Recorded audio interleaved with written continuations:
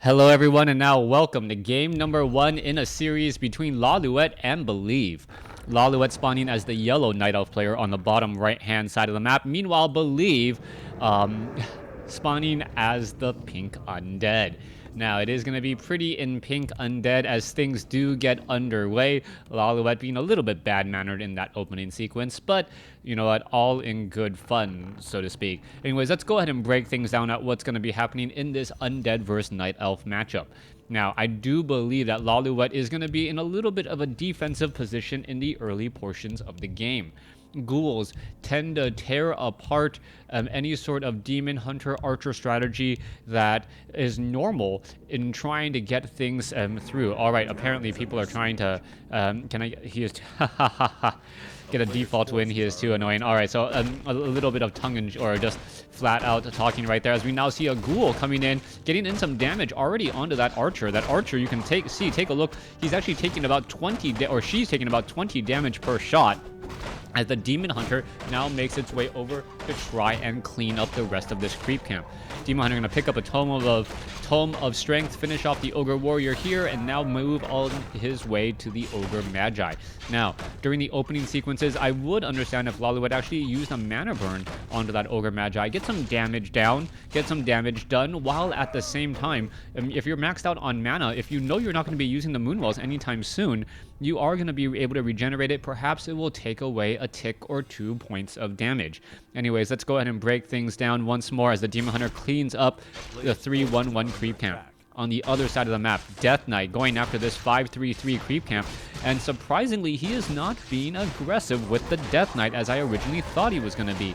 Instead, he went for Unholy Aura, which feigns that he's going to be going for an aggressive play, but instead, sitting back, clearing out creep camps, he is going to be able to get to level 2 pretty quickly, allowing him to grab Death Coil. But I am a little bit curious as to this particular strategy and why he chose to go this route.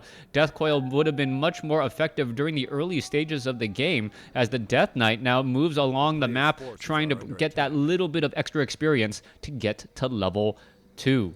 Demon Hunter picking up a Circlet of Nobility. Is he going to be picking up Boots of Speed and Staff of Teleportation or Dust of Appearance to try and deny? Not quite sure, because those Nikes do release at a specific time and you will get fired if you sell them early. Anyways, Ghouls now making their way back down here. Ghouls going to be heading across, trying to take down some of these units, as the Demon Hunter having to try and catch up here. And this is the Death Knight doing a great job finishing off the unit. And you can see that there was a unit surround because of a sheep. A big deal right there. A sheep causing some unit surround issues there, as the Death Knight now on the board at level 2. After getting some earlier kills there. All right, this is perhaps problematic once more. The Archer down to 122 hit points. If you did not know, the Death Knight cannot well, it should be able to Death Coil this now. Come on. Oh, nope, no Death Coil in time. There is a little bit of moon resistance or a magic resistance on archers to help offset their relatively low hit points. Death Coils, Storm Bolts, magic damage is significantly reduced against those archers, or enough reduced where that Death Coil would not have worked. All right, Death Knight continuing to make his plays, make his moves. Demon Hunter coming across back over here. Demon Hunter now attempting to get surrounded out, or get a surround out from there. You can see a detonation coming across. There is a Death Coil saving a unit, and this ghoul may end up getting taken down. Yes, he will, but it does cost a Scroll of Town Portal. And I believe will trade one ghoul for a Scroll of Town Portal any day of the week. Now, Believe is getting that graveyard, and we should be seeing a very good transition. Believe doing a great job of applying pressure while creeping, and this may be even more difficult for Lawliet to try and regain any sort of traction. You can see that he is at Tree of Ages. The Panda has been brought into play, and Breath of Fire is now on the table as mana burns do come down. Null Overseer will be able to drop a fairly decent item here in just a moment. There's that Breath of Fire getting in some skeletal minion kills. Demon Hunter gonna get blocked out by that Death Knight. Death Knight doing a great job making sure to try and protect those units. Mana burn once more onto the Death Knight. Death Knight is not going to have Death Knight not going to have any sort of death coils for quite some time, as another skeletal minion gets taken down. And this is going to be even more problematic if Lawliet gets to level 3 unchallenged on for that Demon Hunter. Demon Hunter now trying to make its way back over here. Let's see, Death Knight wants to get that steal. The archers are a moving screen, illegal defense right there. As the Death Knight, is he going to pick up the item? No, he does not. Panda, the Pandarin, gets, well, a replenishment potion. Pandarin, I guess a panda person if you're speaking Chinese and listening to me as well. Anyways, let's go ahead and make our move back off to the north as the Death Knight now needs some company, and he will be joined by that Lich.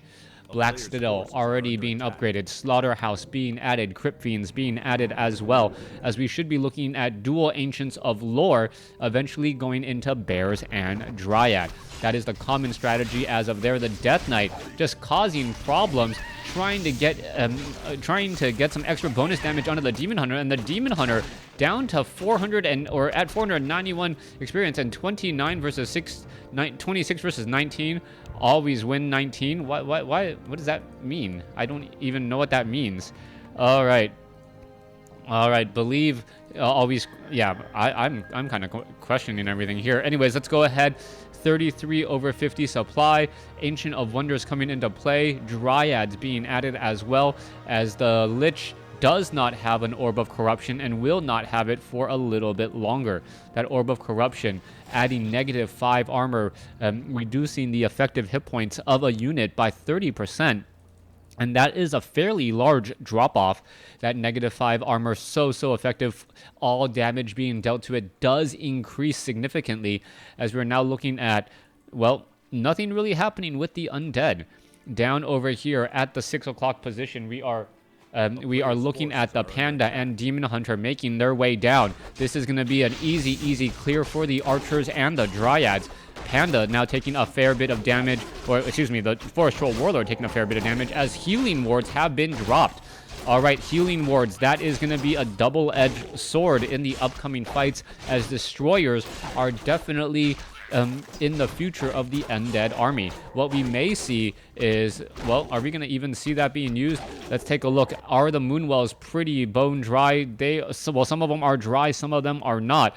As we may see the Demon Hunter, no, he's still holding on to them. Not quite sure what he hopes to do with that. I would have thought that he would have placed it down already if he wanted to use them to perhaps get to level 3 on that Panda. All right, here's the engagement now. There's that healing ward. All of that goody healing now coming into play. You can see that Demon Hunter taking that front line points of damage as the Death Knight now comes around from the other side here. Demon Hunter slowly generating more and more hit points here. He is still healing just enough. He wants to make sure that he stays within that healing aura range. Not going to be happening as the Demon Hunter now heads back over here, back up to 630 hit points, and he's going to be okay for a little bit longer. Now, Demon Hunter does not have an Orb of Venom. He does have a Pure Up to Vitality. We need to see perhaps a healing ward drop down here. Not quite sure why we haven't seen that. Well, I guess there's not that much high hit point or low hit point units. Only one Archer who might get microed back here in just a moment. Oh, wow, that Archer purposely attacked the Demon Hunter to try and negate or lose focus fire from that dragon, and that is exactly what happened here as the Demon Hunter now transfers the Scourge Bone Chimes to that Panda. All right, Undead doing his best to perhaps try and catch up. Overall, you can see that he is behind 2 creep camps. Death Knight sitting at level 3. Demon Hunter should be sitting at almost level 4. Panda is at level 3 as well. Lich should be at level 2. And Naga Sea Witch almost at level 2 after this creep camp. All right. Where are the units going to be going? Panda, Druids of the Claw now joining in on the fight. A lot of Druids of the Claw, actually. That is going to be very problematic as the Dryads may be able to catch and get some damage onto these fleeing units. Or are we going to perhaps see the army try and go around the shop here? Let's take a look. Death Knight quickly buying some items. He has a Mana Stone as well. Not quite sure. And picked up a Scroll of Healing. Death or Naga Sea Witch now sitting at level 2. So Fork Lightning is also going to be coming into play. So Fork Lightning could cause some problems as well, in addition to that Frost Nova not being able to easily escape. Now, that Demon Hunter getting in some mana burns. Naga Sea Witch has taken a fair bit of damage. Meanwhile, Demon Hunter is going unchallenged with all of those rejuvenations, and until a destroyer is out on the field, it looks as though the Panda and the Demon Hunter are pretty much going to have free reign for the rest of this game. Now, the army size is rather large here. With the archers, dryads, bears, you should be able to clear out this creep camp fairly quickly, and that looks like, or this is going to be exactly what it looks like, as the Red Drake now taking a fair bit of damage, but we are going to be looking at a potential creepjack here as the Naga Sea Witch, Lich are all right there. There is a Death Coil for a little bit of a steal. Panda should be picking up that tome, does pick it up as the units are now turning back around. There is a mana burn there. Lich may end up not Frost Noving that Demon Hunter, as the remaining units are down and a belt of giant strength on the Panda. That Panda at level 3 sitting at 1,000 hit points. Fairly decent regeneration as well. That is going to be a very difficult Panda to try and take down. Shade still following that Panda. That Shade, if it stands at the wrong place at the wrong time, could end up taking a breath of fire and getting destroyed. No Dust of Appearance as of yet, as the Dryads are now going to be coming in here. Dark Ritual getting in a little bit more mana. That Lich, however, currently low, as the Demon Hunter may be able to get off one more crucial mana burn on some units. Panda now up in that front line. Are we going to perhaps see a Drunken Haze Breath of Fire? There's the Breath of Fire. No Drunken Haze. I haven't even seen any critical strikes, so I don't know if Drunken Brawler is being used. Dryads with that slow poison on their spears, able to cause damage over time and force the units to do a bit of retreating. Demon Hunter now engaging back down over here. It looks as though Breath of Fire, there goes the Naga Sea Witch, and things are starting to unravel for Believe. Believe gonna have some serious issues as we now see the Boneyard getting up a Frostworm, but will it be in time? The bears are already coming off bears are focusing this down here. You can see the Lich, and there is also a destroyer up in the air. No Crypt Fiends. A lot of ghouls, though. The Crypt Fiends are needed to try and poke down those Dryads. Very, very effective range. Medium armor, very, very useful, but it doesn't look like the Dryads are going to be... What? No, I take it back. The Dryads may be trying to pressure in right here. There is one Destroyer ready to go. There is a Frostworm here ready to go. We are resurrecting the Naga Sea Witch. Death Knight is still out and about, sitting at level 3. Has an okay amount of mana, which is something to say because it has a Mana Stone right now. And in a little bit, even though he has been getting mana burned a lot, he should be able to get off some of those necessary heals in order to trade efficiently. All right. Oh, there is a quick burrow. There's a Breath of Fire. Not going to happen. And there goes a Frostworm chasing after a bear. There goes one bear already. Frostworm already down to 1,300 hit points. Death Knight looks like it used or ended up getting mana burned once again as the Frostworm now needs to try and hide in the backfield. Frost Nova onto some other units as another archer gets taken down, and Believe is doing a great job staying alive in this fight. Two back-to-back Breath of Fires, able to take down that burrowed Crypt Fiend. Surprising, as that burrowed Crypt Fiend was hiding on Blight while burrowed, so the regeneration should have been fairly high, but it looks as though that was still enough there. Now, Panda is returning back to the field. Staff of Preservation coming back over. Meanwhile, the Demon Hunter also has a Staff of Preservation, has not used his second healing ward yet, so this is going to be a big fight here. Who can come out on top? Let's take a look at the 61 over 70 compared to 62 over 80. Army sizes are fairly even. It will come down to execution and who can do it just slightly better. All right, let's take a look at this. Units are in a bit of a race here, as we see the Panda now going to try to come across out the other side. There is a quick Drunken Haze Breath of Fire. Damage, Staff of Preservation saving a unit.